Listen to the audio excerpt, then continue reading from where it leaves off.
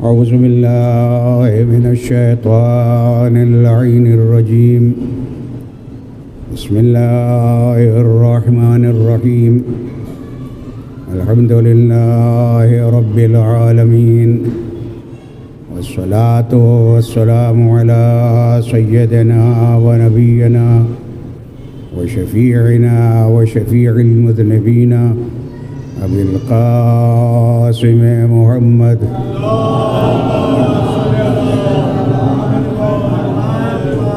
وآله الطيبين الطاهرين المعصومين المظلومين، ولعنة الله على أعدائهم أجمعين من يومنا هذا إلى يوم الدين.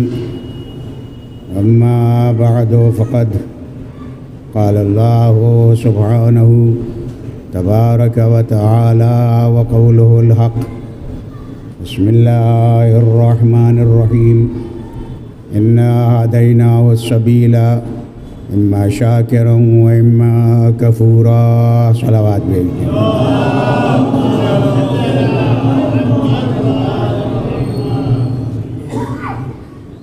قرآن مجید کے سورہ دہر کی تیسری آیت،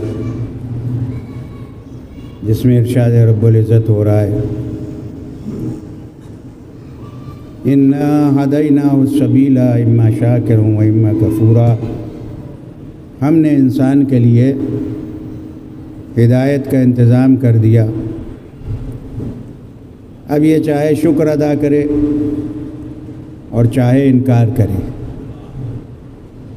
کفر بمعنی انکار. البتہ شکر کرے گا تو خود کامیاب ہوگا. ایک صلوات بھیج دے محمد والا.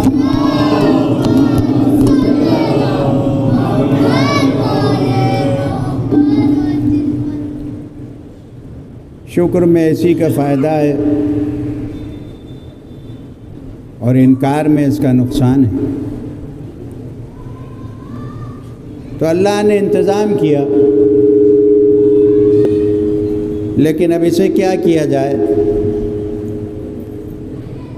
کہ کچھ لوگوں کی بدقسمتی تھی کہ انہوں نے یہ طے کر لیا کہ ہادی ہم خود بنائیں گے.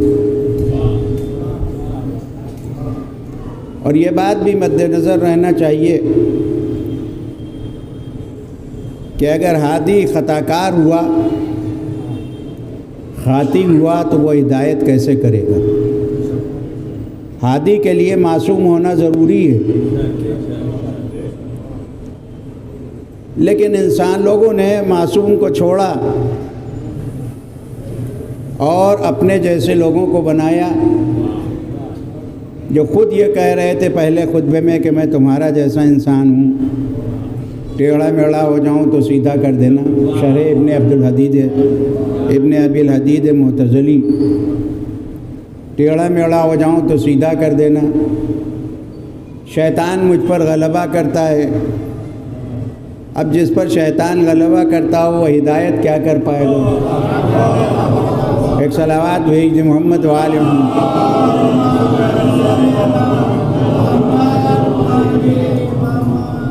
یہ بدقسمتی تھی. اس میں اللہ کی طرف سے آنے والے ہادیوں کا کچھ نہیں بگڑا،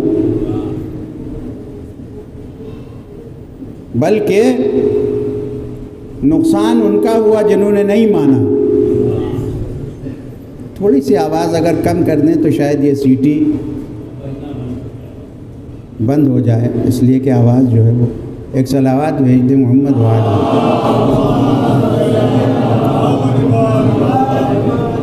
ان کی بدقسمتی تھی. اس میں ہادی کا کچھ نہیں بگڑا.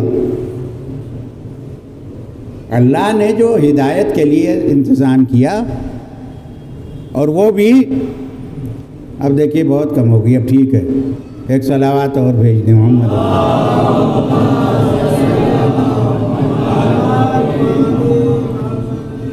اللہ نے پہلے ہادی بھیجا، بعد میں انسانوں کی خلقت کی.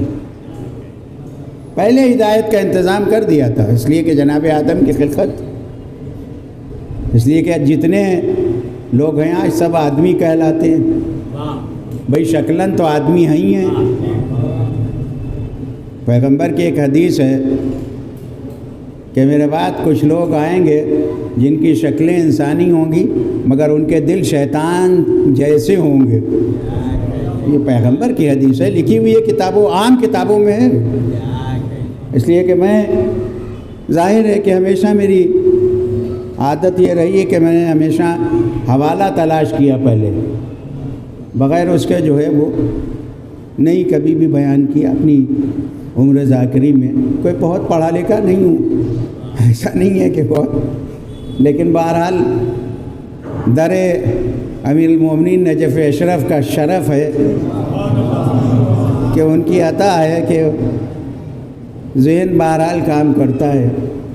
اور ہمیشہ سبجیکٹ جو ہے وہ تاریخ رہا ہے، لہذا تاریخ کے اعتبار سے میں پیغمبر نے ارشاد فرمایا کہ کچھ لوگ ایسے آئیں گے ہدایت کرنے کے لیے کہ ان کی شکلیں انسانوں کی ہوں گی لیکن دل شیطانوں کی طرح ٹیڑھا ہوگا، شیطنت ہوگی مزاج میں. اب یہ پیغمبر کی حدیث ہے، تطبیق چاہے جہاں کر لی جائے.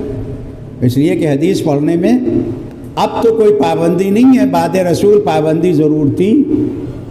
رسول اللہ کے بعد احادیث پڑھنے پر پابندی لگا دی گئی تھی، احادیث لکھنے پر پابندی لگا دی گئی تھی، مگر اب تو نہیں ہے پابندی.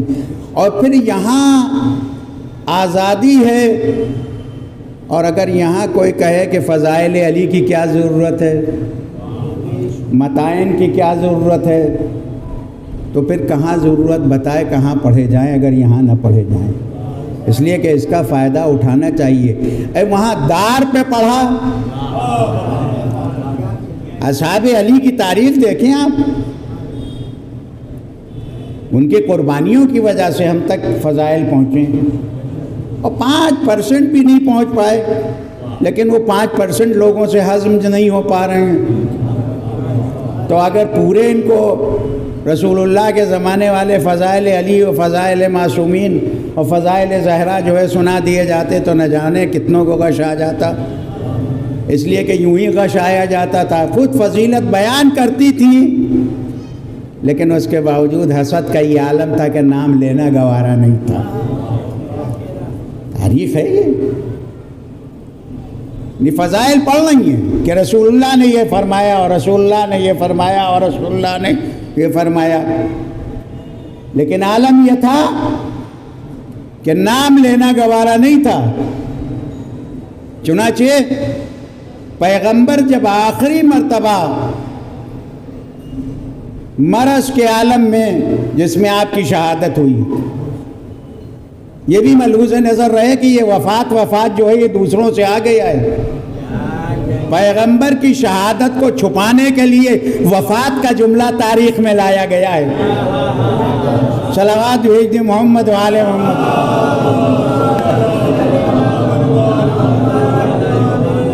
ورنہ پیغمبر کی شہادت ہوئی ہے. جناب سید مرتضی عسکری رحمۃ اللہ علیہ نے لکھا ہے، اور اس کے علاوہ بھی دوسری جگہوں پہ لکھا ہوا ہے علماء اسلام کے حوالے سے، کہ پیغمبر کو جو گھر میں زہر دیا گیا تھا اس کے ذریعے سے آپ کی شہادت ہوئی تھی. تو کیفیت یہ تھی کہ جب آخری نماز کے لیے رسول اللہ مسجد میں تشریف لے گئے ہیں تو یہ ناقل ہے کہ ایک ہاتھ تو قسم ابن عباس کے ہاتھوں پہ، یہ قسم ابن عباس ابن عبد المطلب کے فرزند ہیں، یہ رسول اللہ کے چھوٹے چچا. میں یہ جو سامنے بیٹھے ان کے لیے مجلس پڑھتا ہوں کیونکہ ہماری آپ کی ضرورت جو ہے وہ عبادت کی شکل میں ہے، ان کی ضرورت کی شکل میں ہے، ان کی ضرورت کے تحت ہے. لہذا ان کے اعتبار سے، اور اسی لیے بڑی بڑی اصطلاحیں نہ بولے. یہ جو آج کل اپنی علمیت کے اظہار کے لیے نکلا ہے کہ بڑی بڑی اصطلاحیں اور بڑے بڑے جملے جو ہے وہ بولنا شروع کیے جاتے ہیں، یہ مزاج خطابت کے خلاف ہے. کیونکہ امیر المومنین نے ارشاد فرمایا کلم الناس بقدر عقولہم، ان کی عقل کے مطابق گفتگو کرو، ورنہ اگر عقل کے مطابق نہیں اس سے بالا تر گفتگو کی تو ان کی سمجھ ہی میں نہ آئے گا. اسی لیے تو جو زیر منبر بیٹھے ہوئے تھے وہ کہہ رہے تھے بتائیے سر میں بال کتنے ہیں. امیر المومنین فرما رہے ہیں جو چاہے مجھ سے پوچھ لو، اور وہ پوچھ رہے سر میں بال کتنے ہیں۔ یہ معاشرہ تھا جس معاشرے کے بعد امیر المومنین کی بیعت ہوئی، کتنا بگڑ چکا تھا معاشرہ۔ تو کلثوم ابن عباس ابن عبد المطلب کے ایک کاندھے پہ ہاتھ یہ بیان فرماتی ہیں، اور ایک ہاتھ مجھے یاد نہیں کس کے کاندھے پہ تھا، نام لینا گوارا نہیں تھا، اور ہم سے کہا جاتا ہے احترام کیجئے، اے جو علی کا احترام نہ کرے، ایک صلوات بھیج دی محمد وآل محمد۔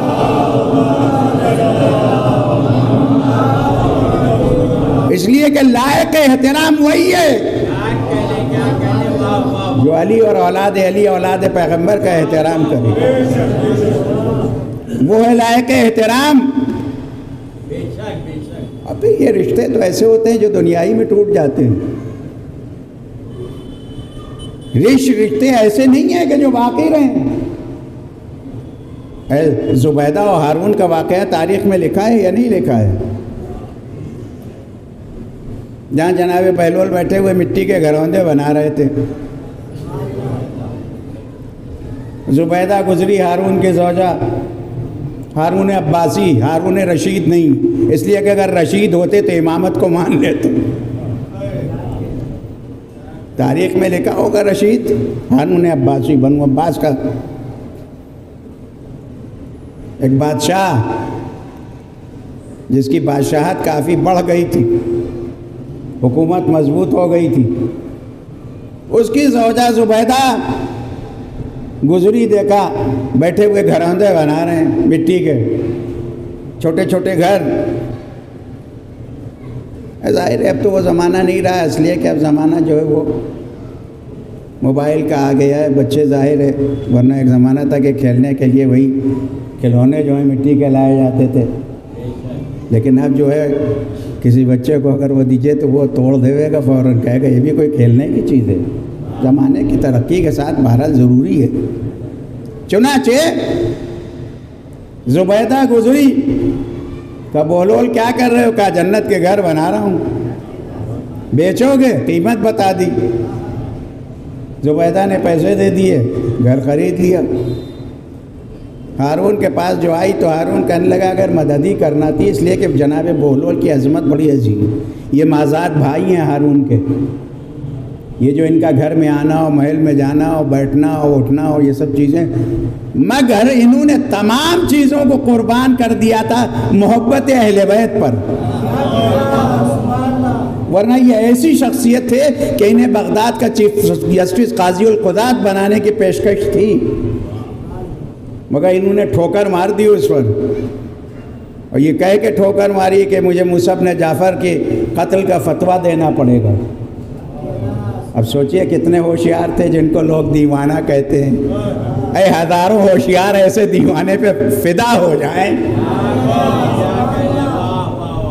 چنانچہ انہوں نے جو ہے وہ زبیدہ نے کہا اگر تجھے مدد کرنا ہی تھی بہلول کی تو یوں ہی کر دی ہوتی ہے، مٹی کے گھروندے، وہی گھر اور یہ سب۔ رات ہوئی، خواب میں دیکھا کہ جنت کی سیر کر رہا ہے، یہ اس میں ایک گھر ہے، اس پہ لکھا ہوا ہے زبیدہ کا گھر ہے، زر و جواہرات سے سجا ہوا۔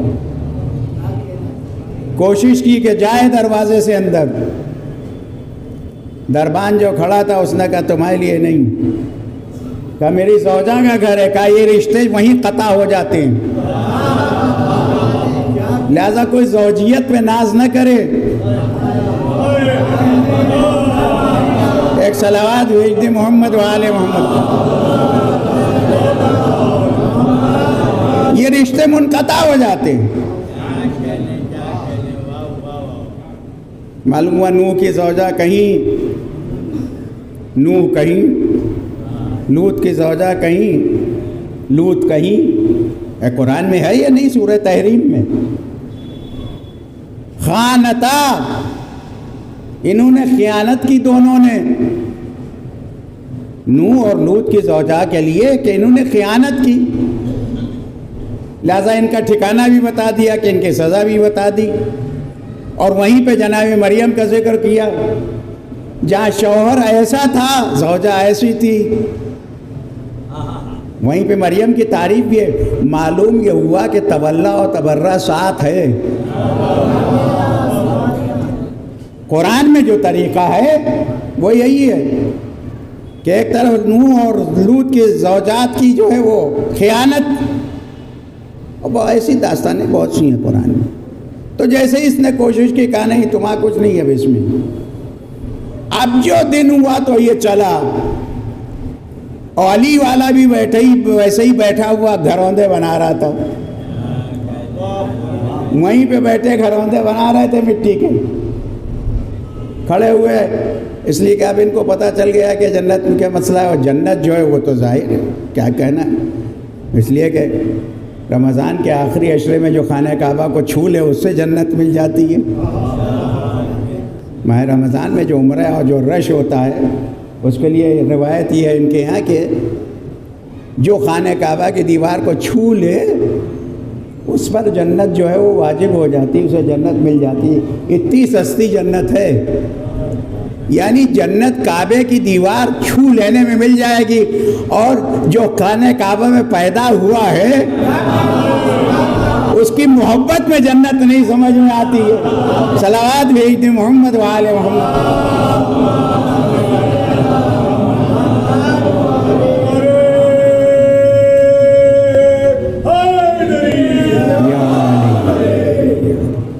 تو یہ عزیزان کرام، یہ پہنچنے کے بعد ہارون، بولو بیچو گے گھر؟ کہاں بیچوں گا؟ کہا قیمت بتاؤ، کہا تیری پوری حکومت۔ اور یہ مد نظر رہے کہ آج ہارون کی جو حکومت تھی اس میں کم از کم جو ہے 25-26 ملک بن چکے ہیں، اور زیادہ بن چکے ہیں، بڑی وسیع حکومت ہو چکی تھی بنو عباس کی۔ کہا تیری پوری حکومت؟ کہا کل تو تم نے بہت ہی مختصر قیمت میں، کہا کل بغیر معرفت کا مسئلہ تھا، غور فرمائے آپ نے، آج چونکہ تجھے معرفت ہو گئی تو جنت کو اتنا سستا سمجھے گا۔ سر جھکا کے کہنے لگا یہ تو نہیں ہو سکتا ہے۔ ارے کتنا بد نصیب تھا، اس لیے کہ دنیا کی حکومت غیر دائمی ہے، جنت دائمی ہے۔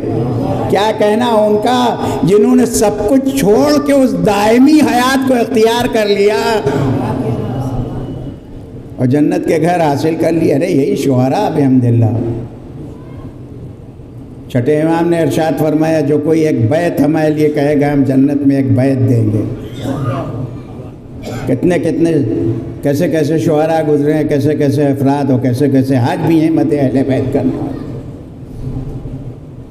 ایک بیت 2 مصروں کا ہوتا ہے، اور وہ بیت جنت کا گھر۔ اب سوچئے جس نے 1000 شعر کہے ہیں اس کو جنت میں 1000 بیت ملیں گے۔ ارے ان سے مانگنا پڑے گا، مومنین سے، محبان اہل بیت سے۔ یہ تو میدان محشر میں پتہ چلے گا۔ ابھی جس کا جی چاہے اعتراض کر لے، ماتم پہ اعتراض کر لے، مجلس پہ اعتراض کر لے، کما پہ اعتراض کر لے، زنجیر زنی پہ اعتراض کر لے، جتنا جی چاہے اعتراض کر لے، کوئی حرج نہیں ہے۔ لیکن کل پتہ چلے گا جب سامنے سے یہ ماتمی گزر رہے ہوں گے۔ اس لیے کہ بڑے مشہور واقعات ہیں، علماء نے خواب میں دیکھا ہے۔ بڑی عظیم شخصیت، نجف اشرف کے عظیم عالم دین، اور وہاں مشہور جو جلوس نکلتا ہے تویرج والا، آج 150 سال سے پہلے، وہ صدام کے دور میں بند ہو گیا تھا، ہمارے دور میں بند کیا تھا، لیکن اس کے بعد خود ان کا پتہ نہیں چلا وہ جلوس اٹھ رہا ہے۔ 23 کلومیٹر سے عاشور کے دن دوڑتے ہوئے آتے ہیں، ظہر تک پہنچ جاتے ہیں۔ تویرج کا جلوس مشہور ہے، عاشور کے دن گھنٹوں نکلتا ہے۔ ان عالم دین نے خواب میں دیکھا کہ میدان محشر ہے اور اس میں لوگ جو ہے گزر رہے ہیں، جنت کی طرف جا رہے ہیں۔ انہوں نے چاہا کہ یہ بھی شامل ہو جائیں۔ جو شخص کھڑا ہوا تھا اس نے کہا کہ آپ کا راستہ ادھر نہیں ہے، آپ ادھر چلیے۔ کہا وہ کون لوگ ہیں؟ کہا وہ ہیں جو تویرشت جلوس لے کے آتے ہیں عاشور کے دن، ماتمدار وہ جا رہے ہیں، آپ ادھر چلیے۔ وہ پہنچے وہاں چھٹے امام امام جعفر صادق علیہ السلام تشریف فرما، یہ لکھا ہوا واقعہ ہے بالکل۔ وہ تشریف فرماتے، ان کے پاس گئے، کہا پہلے یہ بتاؤ تم نے یہ فتویٰ دیا تھا، یہ کہاں سے، یہ فتویٰ جو دیا تھا یہ کہاں سے، کچھ چیزیں پوچھیں۔ کہا فرزند رسول وہ تو بہت جلدی گزر رہے تھے۔ کہا وہ ماتمدار تھے جن کے لیے جنت کا وعدہ کیا تھا۔ دنیا میں جس کا جی چاہے، اس لیے کہ ظاہر زبانیں آزاد ہیں، جو جی چاہے کہہ لے۔ محرم آتے ہی جو ہے وہ غیروں کی طرف سے تو ہوتا ہی معاملہ، اب تو اپنے جو ہیں وہ شروع ہو گئے ہیں۔ انہیں نظر اچھی لگ رہی نہ یار صاحب، سارا مسئلہ جو ہے ان کو محرم میں یاد آ جاتا ہے، غریب مسکین یتیم سب یاد آ جاتے ہیں۔ ابھی کوئی نہیں یہ کہہ رہا ہے یہ جو فیفا ہو رہا ہے لاکھوں لاکھ ڈالر اس پہ خرچ کیے گئے ہیں اور کتنے لوگ اپنا پیسہ برباد کر کے جا رہے ہیں، کوئی نہیں کہہ رہا ہے، کوئی مفتی فتویٰ نہیں دے رہا ہے اور قطر کے امیر سے نہیں کہتا ہے کہ بھئی سارے مسلمان جو ہیں بہت غریب لوگ ہیں ان کو مدد کیجئے جا کے۔ یہ اس سے کیا فائدہ ہے؟ معلوم ہوا کہ مفتی چونکہ بکے ہوئے ہیں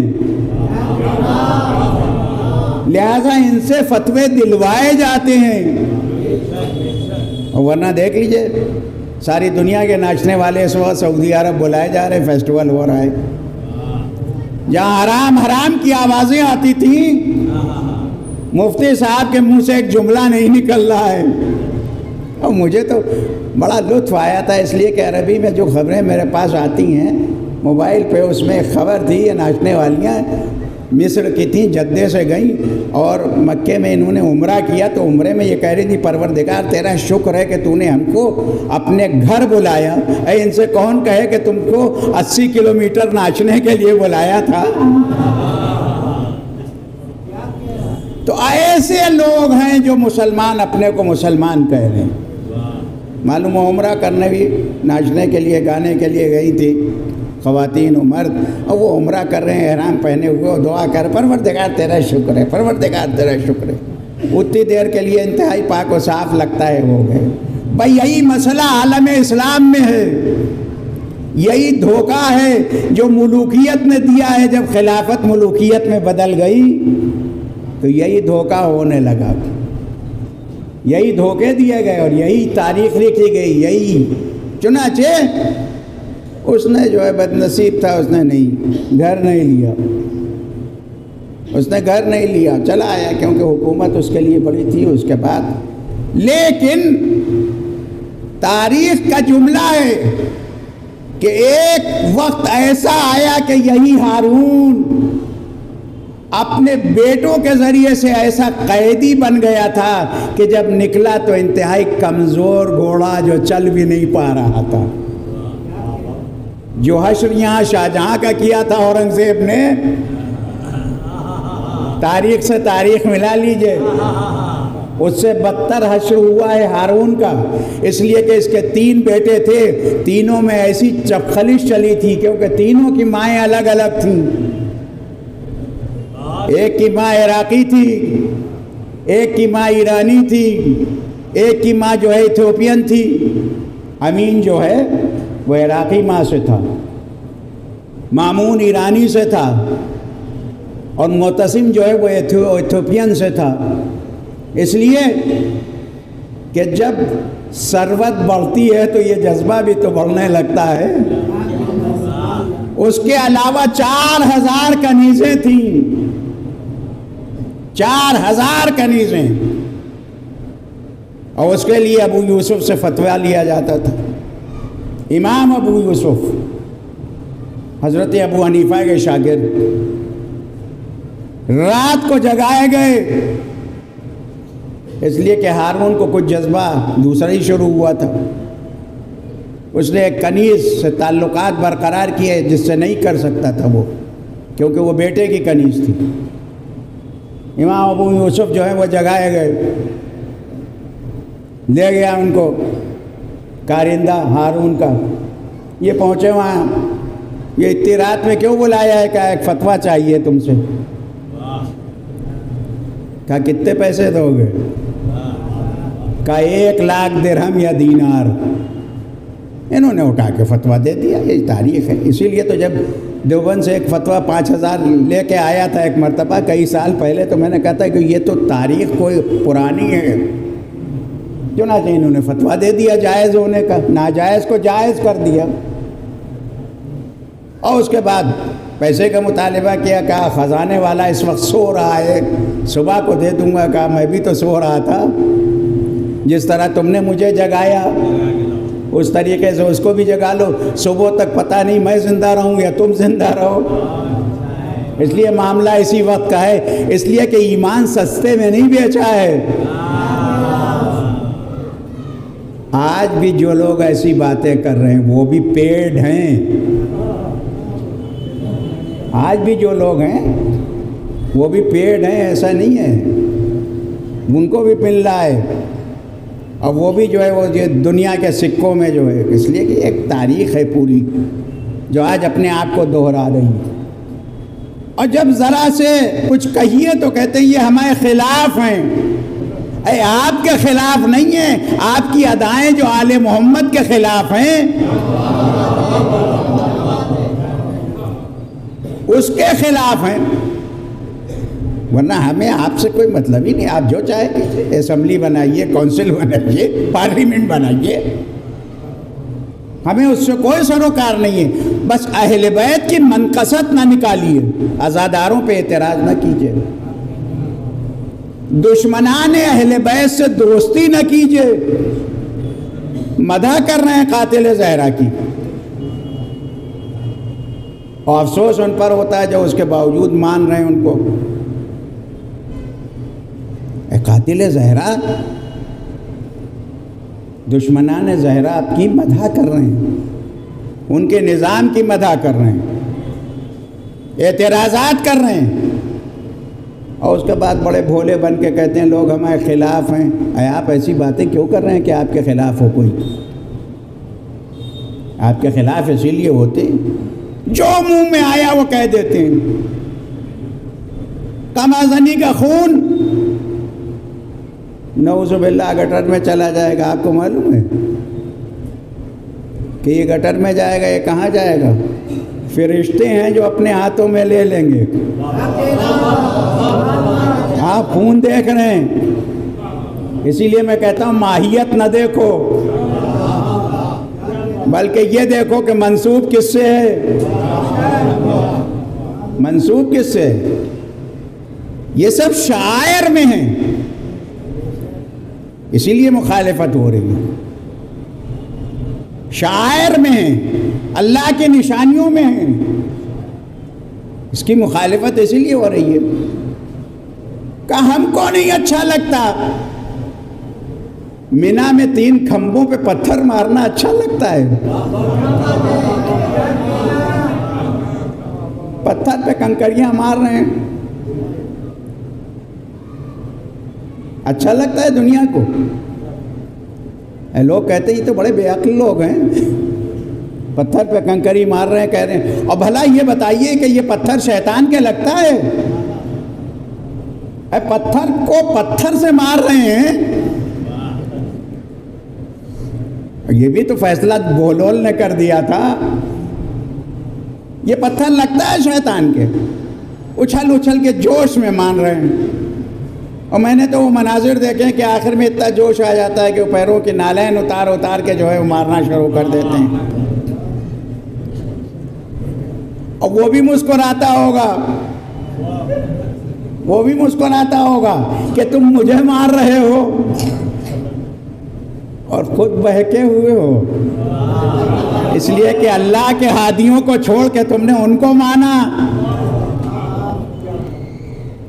جو ہدایت کرنے کی صلاحیت ہی نہیں رکھتے تھے، ہدایت کرنے کی صلاحیت ہی نہیں رکھتے تھے۔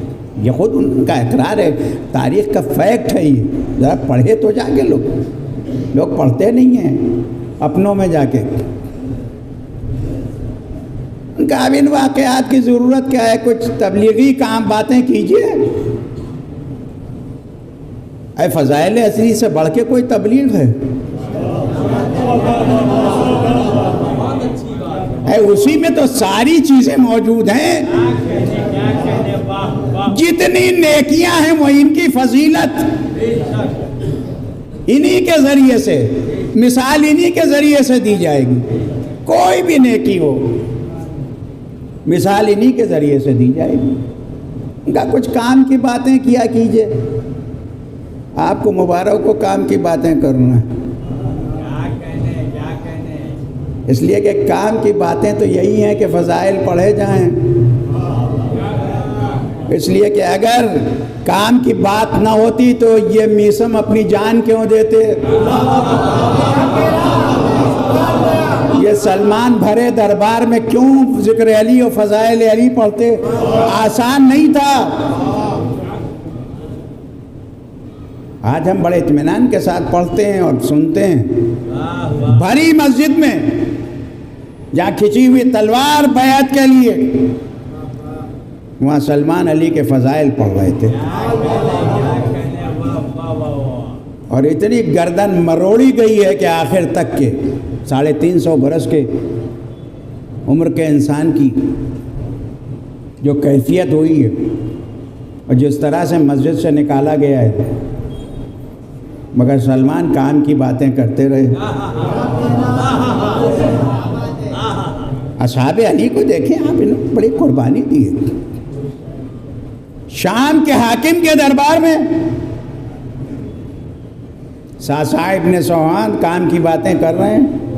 ٹوکنا آسان نہیں تھا، شہنشاہیت تھی. اس لیے کہ اب خلافت ملوکیت میں تبدیل ہو چکی ہے. بقول مودودی صاحب کے خلافت و ملوکیت میں پوری تفصیل لکھی ہوئی ہے. اس لیے کہ خلافت راشدہ کے بعد جو ان کے یہاں خلافت راشدہ ہے، جو امام حسن پہ ان کے یہاں ختم ہوتی ہے،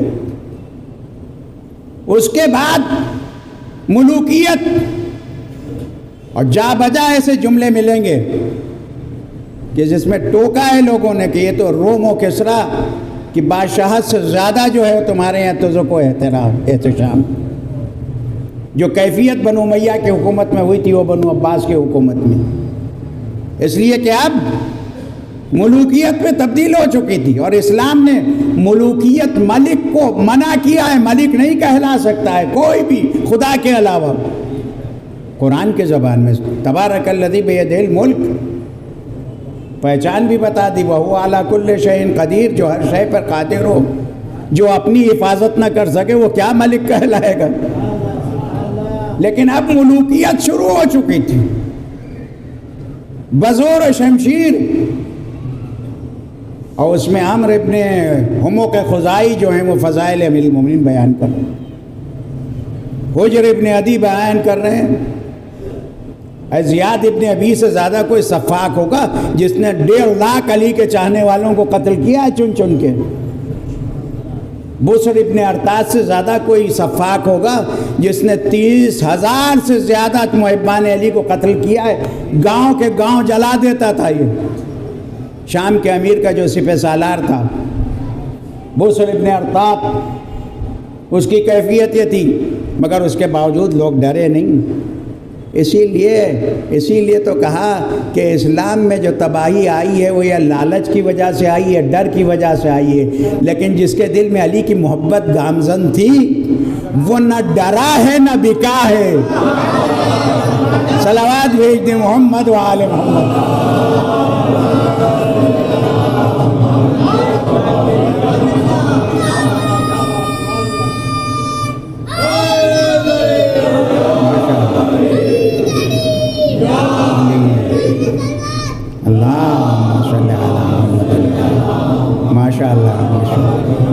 ماشاء اللہ. خدا ان ماؤں کو سلامت رکھے جن کی آغوش میں یہ بچے پل رہے ہیں، اور یہ محبان اہل بیت وہ ترقی کریں کہ دنیا دیکھتی رہ جائے کہ اس لیے کہ یہ علی والے ہیں۔ یہ آغوش کا اثر ہے۔ اسی لیے تو کہا کہ جب نیکی سرزد ہو تو ماں کے حق میں دعا کرنا۔ علی کے فضائل سے بہتر کوئی نیکی ہے ہی نہیں، جو نیکیوں کا مجموعہ ہے۔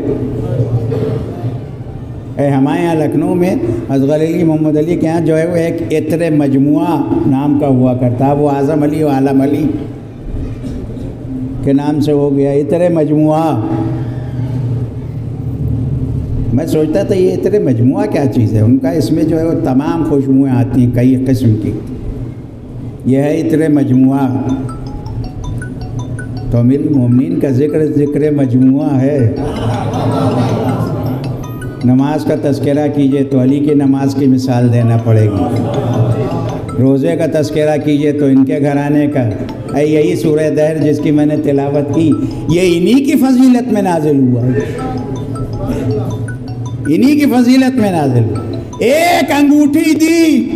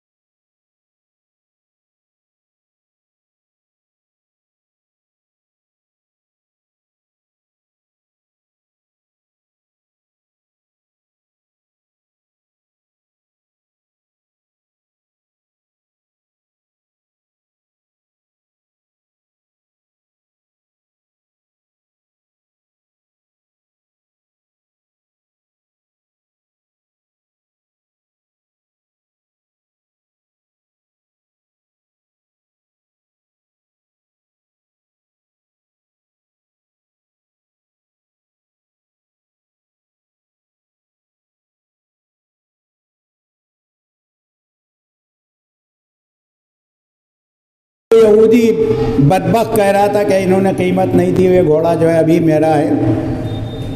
خزیمہ تھے بھی نہیں وہاں، سے معاملہ چل ہی رہا تھا کہ رسول اللہ فرما رہے تھے میں نے خریدا، اب وہ کہہ رہا تھا کہ نہیں قیمت نہیں دی ابھی یہ میرا ہے۔ خزیمہ نے فوراً ہی جو ہے کہا کہ رسول اللہ نے قیمت دی ہے، گھوڑا جو ہے وہ میں گواہی دیتا ہوں۔ پیغمبر نے فرمایا خزیمہ تم نے تو دیکھا بھی نہیں، تمہارے سامنے معاملہ ہوا بھی نہیں، کہا آسمانی خبریں آپ دیتے ہیں ایمان لاتا ہوں، تو بھلا اس پر جو ہے ایمان کیوں نہیں لاؤں گا؟ آپ صادق ہیں، امین ہیں۔ آپ نے ارشاد فرمایا آج سے ان کی گواہی 2 کے برابر ہوگی۔ اے خزیمہ نے رسول اللہ کے گھوڑے خریدنے کے حوالے گواہی دی، اور جس نے رسالت کی گواہی ذوالعشیرہ میں دی ہو اس کی گواہی کو جس نے رد کیا اس نے خدا اور رسول کی نافرمانی کی ہے۔ صلوات بھیج دیں محمد و آل محمد۔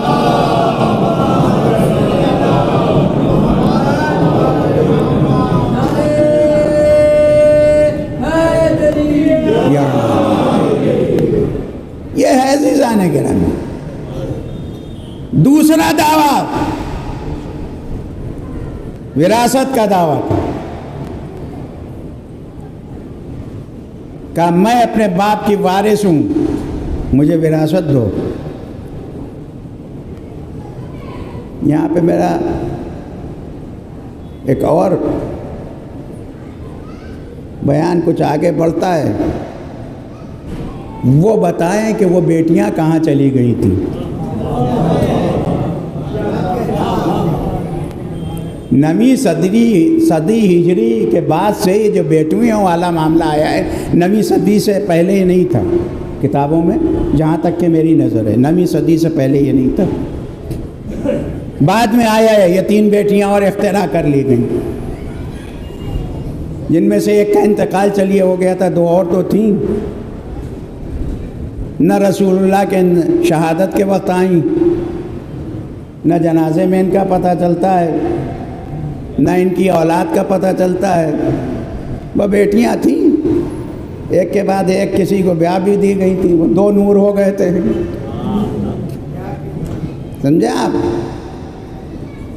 کیا کہنا؟ کسی شاعر نے خوب کہا ہے، مجھے شعر تو نہیں یاد ہے، کہ بیٹیاں تو تم نے بنا لی، نواسا نہ بنا سکے۔ حسین جیسا نواسا نہ بنا پائے۔ کا وراثت دو میرے بابا کی،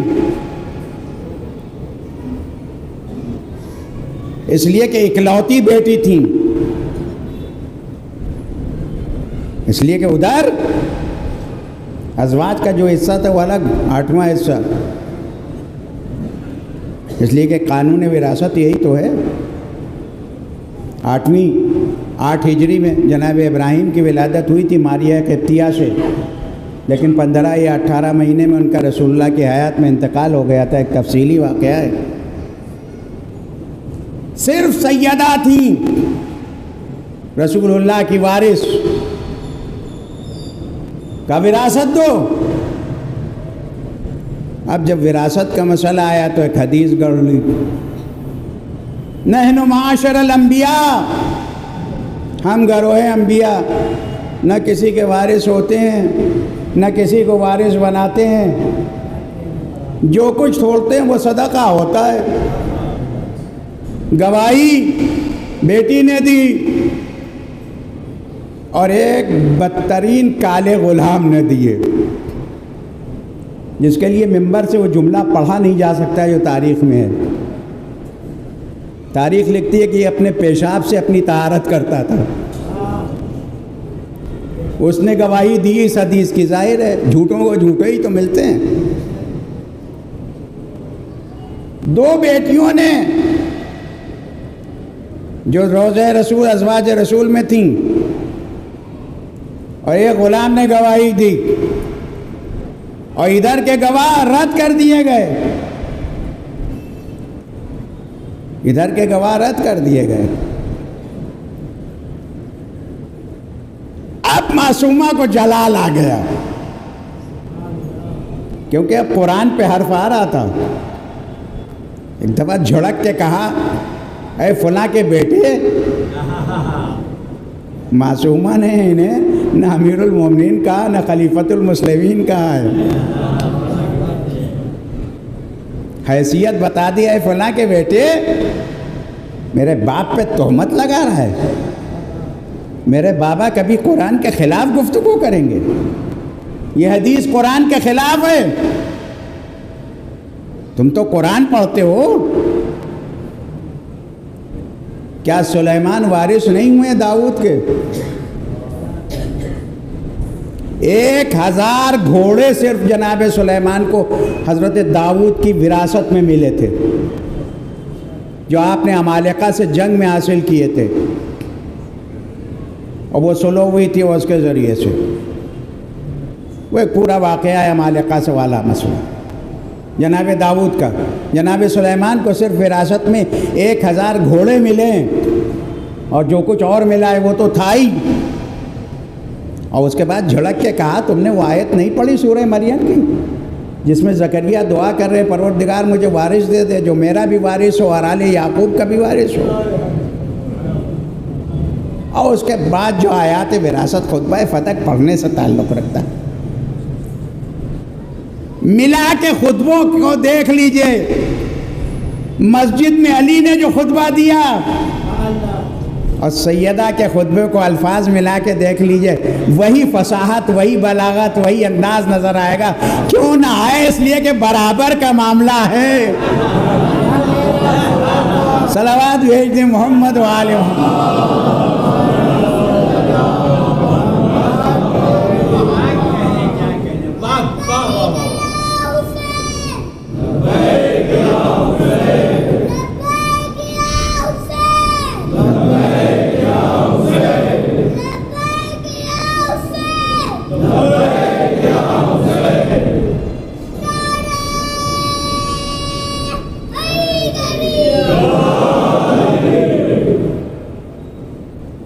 عزیزان گرامی، آیات قرآن سیدہ نے پڑھنا شروع کر دی،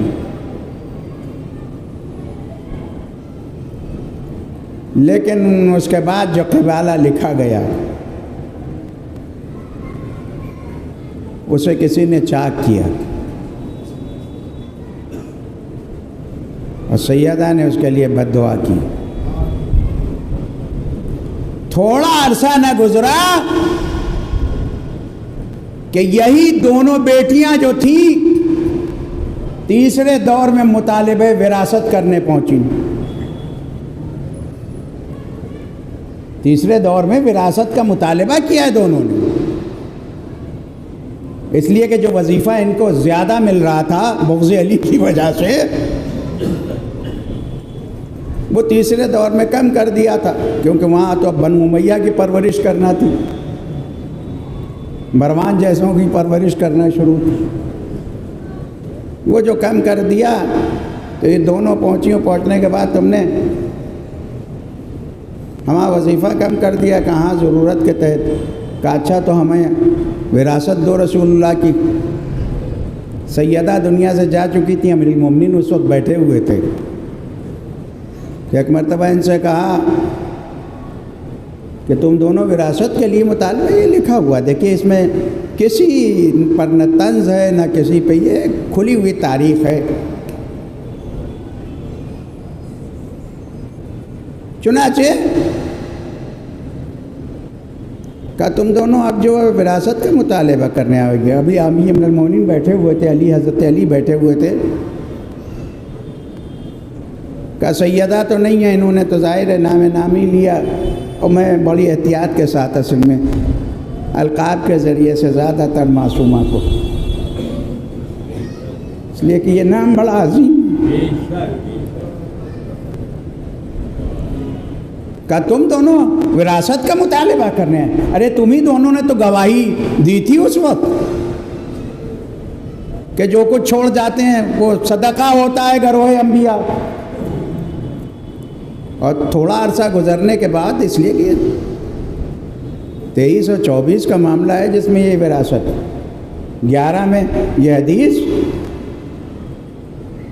اور 23 یا 24 میں یہ مطالبہ وراثت 11 دنیا 22 اور 2 24 مثلاً یہ 23 12 13 سال کے بعد فوراً، اس لیے کہ ابھی تو وہ لوگ زندہ تھے جن کے سامنے یہ حدیث پڑھی گئی تھی، کہ تم دونوں نے گواہی دی تھی اور اب اپنی وراثت کے لیے، تو ناراض ہو کے ایک جملہ کہا ہے اور اس کے بعد ناراض ہو گئیں، لیکن ان کی ناراضی سے کوئی فرق نہیں پڑتا ہے معصومہ جس سے ناراض گئی ہیں۔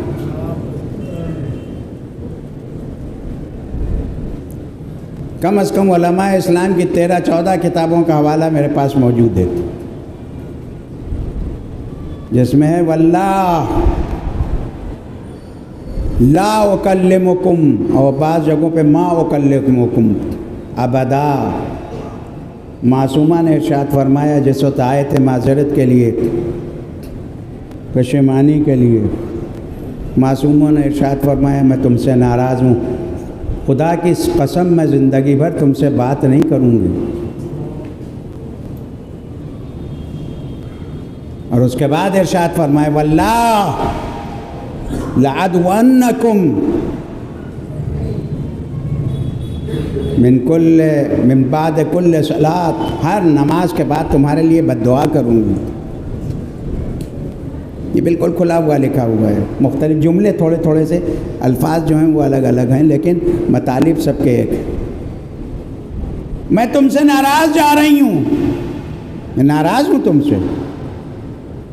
وہ پیغمبر نے ارشاد فرمایا تھا جو سیدہ کو ناراض کرے اس نے مجھے ناراض کیا، جس نے مجھے ناراض کیا اس نے خدا کو ناراض کیا۔ اب آپ کہتے رہیے رضی اللہ عنہ، اس لیے کہ سیدہ کی دعا کے بد دعا کے سامنے آپ کی دعا کا کوئی حیثیت نہیں ہے۔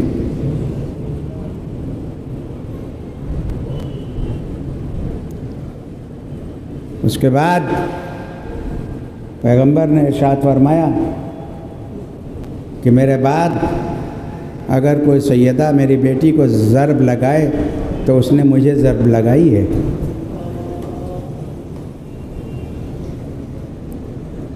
جناب خدیجہ دنیا سے جا رہی تھیں، 5 برس کی عمر تھی معصومہ کونین کی، 5 برس کی عمر تھی سیدہ کونین کی۔ 5 برس کی عمر میں جناب خدیجہ 5 برس کی جناب سیدہ تھیں جب جا رہی تھیں دنیا سے، تو اس وقت رسول اللہ سے جناب خدیجہ نے عرض کی کہ اللہ کے رسول میری بیٹی کا خیال رکھیے گا۔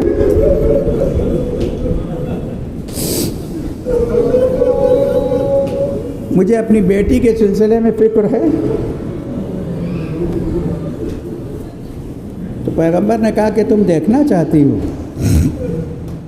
یہ کہہ کہ آپ نے انگلی کا اشارہ کیا، پردے ہٹے سامنے سے، دیکھا ایک کمر خمیدہ، ہاتھ میں عصا، سر کے بال سفید، یہ 18 برس کی خدیجہ کی بیٹی ہے۔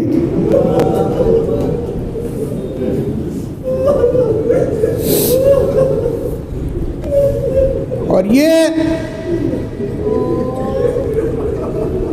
کوئی بہت مدت گزر جانے کے بعد کیفیت نہیں ہوئی تھی، یہ 75 دن اور 90 دن کے اندر کی بات ہے۔ اس لیے چاہنے والے دونوں روایتوں کو بلاتے ہیں، اللہ جزائے خیر دے ان خدمت گزاران عزائے معصومہ جزا دیں گی۔ لوگ کہتے ہیں یہ 20 دن 18 دن 10 دن 15 دن کیوں؟ یہ اس لیے ہیں کہ دنیا کو وہ مصائب یاد دلا دیا جائیں جو امت نے سیدہ کو ڈھائے ہیں۔ یہ سیاہ لباس کیوں؟ سیاہ لباس احتجاج کی علامت ہوتا ہے۔ سیاہ لباس احتجاج کی علامت ہوتا ہے۔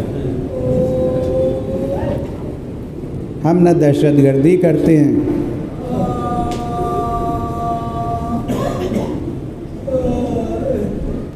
ہم حسین کے زخمی سر کی یاد میں اپنے سر کو زخمی کر لیتے ہیں۔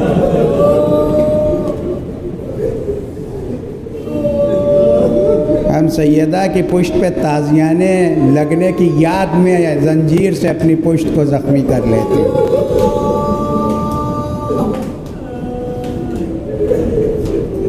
دہشت گردی دوسرے کے سر پہ ضرب لگانا ہے۔ ہم رو کے اپنے جذبات کو ٹھنڈا کر لیتے ہیں۔ اسی لیے ہمارا کسی آتنکواد اور دہشت گردی سے کوئی تعلق نہیں ہے۔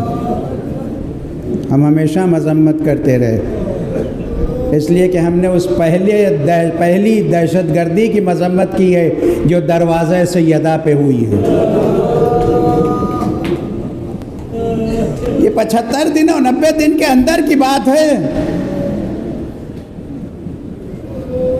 اور 1 ہفتے اور 10 دن کے اندر کی بات ہے دروازے کو جلنا۔ جناب محسن کی شہادت،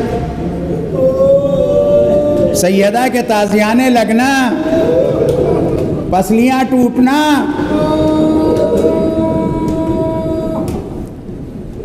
ایک گروہ کا درانا، دروازے کو توڑنا، آگ لگانا۔ ابھی 10-15 دن پہلے تو رسول اللہ اس دروازے کو سلام کرتے تھے۔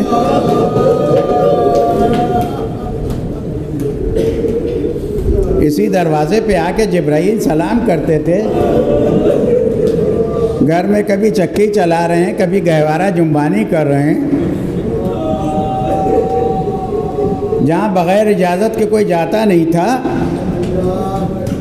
یہ کیا ہو گیا؟ کون سا انقلاب آ گیا؟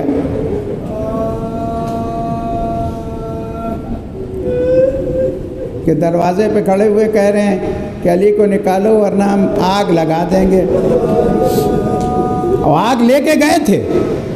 قبض من النار روایت موجود ہے، روایت موجود ہے۔ لوگ کہتے ہیں اب اس کے پڑھنے کی کیا ضرورت ہے، وحدت کے خلاف ہے۔ آگ لگے ایسی وحدت کو جس میں انسان عقائد کو چھوڑ کے وحدت کی طرف جائے۔ وحدت بڑی اچھی چیز ہے، لیکن عقائد کو تھوڑی چھوڑ دیا جائے گا۔ ان مصائب کو تھوڑی پڑھنے سے کوئی روک سکتا ہے۔ 1000 افراد، 21 آدمیوں کے نام لکھے ہوئے ہیں جو قیادت کر رہے تھے آگے آگے۔ یہ سب در سیدہ پہ پہنچے۔ علی کو نکالو۔ بعض روایات میں ہے کہ چاروں طرف آگ روشن کر دی تھی۔ یہ تو صبر علی تھا، ورنہ اسی وقت سب کے سب جو ہے وہ شہید ہو جاتے۔ یہ صبر علی تھا جو بچ گیا معاملہ، ورنہ ارادہ قتل سے داخل ہوئے تھے سب۔ اور لوگ کہتے ہیں علی جیسے بہادر نے تلوار کیوں نہیں کھینچی؟ علی اس وقت تلوار کھینچ لیتے تو خانہ جنگی شروع ہو جاتی، اور پھر یہ ہزاروں کا لشکر جو تھا یہ گھر میں جس طریقے سے آگ لگا رہا تھا، کیا کیفیت تھی اس وقت، اس کا تصور انسان کر لے کر۔ کہا نکالو علی کو ورنہ ہم گھر میں آگ لگا دیں گے۔ پس در بی بی کھڑی ہوئی کہہ رہی ہیں اس میں تو میں ہوں اور میرے بچے ہیں۔ کہا ولو، تو انداز ملاحظہ فرمائیے، ولو عربی زبان میں، اردو میں اس کا ترجمہ زیادہ سے زیادہ جو کیا جا سکتا ہے وہ ہوا کریں۔ کتنی توہین ہو رہی ہے اس بیوی کے لیے جس کی ماں نے اپنی ساری دولت دے دی تھی، جس کے باپ نے ساری زندگی اسلام کے لیے زحمتیں کیں، جس کے شوہر نے اسلام کو اپنی تلوار سے بچایا، اس بیوی سے کہا جا رہا ہے علی سے کو نکالو ولو ہوا کریں۔ اور یہ سننا تھا کہ ایک مرتبہ دروازے میں آگ لگائی، بی بی پس در کھڑی ہوئی تھیں، دروازے کے پیچھے تھیں، دروازے کو جو دھکا دیا تو در و دیوار کے بیچ میں بی بی آ گئی۔ پھر ایک ننھا سا لاشا رکھا ہوا تھا، بی بی کبھی آسمان کو دیکھتی تھی، کبھی زمین کو دیکھتی تھی، لاشے کو دیکھ کے کہتی تھی خدایا میرے محسن نے کیا خطا کی تھی۔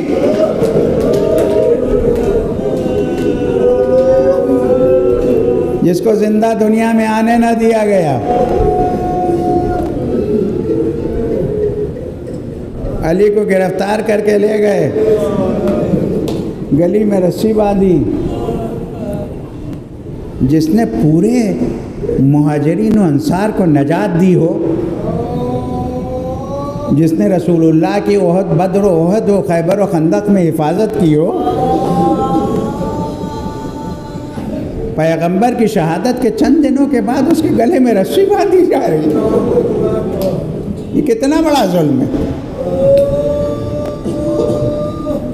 اور ادھر جناب سیدہ کو جیسے ہی غش سے فاقہ ہوا، اپنا درد بھول گئی پہلو کا، اس لیے کہ آنکھوں پہ نیلا ساؤ، بازو پہ ایسا نیلا ساؤ تھا، کیونکہ قنفذ اور اس کے آقا کے تازیانے، قنفذ نے تلوار کے خود سے جو حملہ کیا، سیدہ شہادت کے وقت تک وہ نیلا ساؤ باقی رہے، اپنا درد بھول گئیں۔ ایک دفعہ بنو ہاشم کی عورتوں کے جھرمٹ میں مسجد کی طرف آئیں، عجیب کیفیت دیکھی، دیکھا کہ علی کے ہاتھ کو کھینچا جا رہا ہے، خالد بن ولید تلوار کو رکھے ہوئے، بیعت کرو ورنہ قتل کر دیں گے، کہ اگر نہ کروں کیا قتل کر دیے جاؤ گے۔ ایک مرتبہ یہ منظر جو بی بی نے دیکھا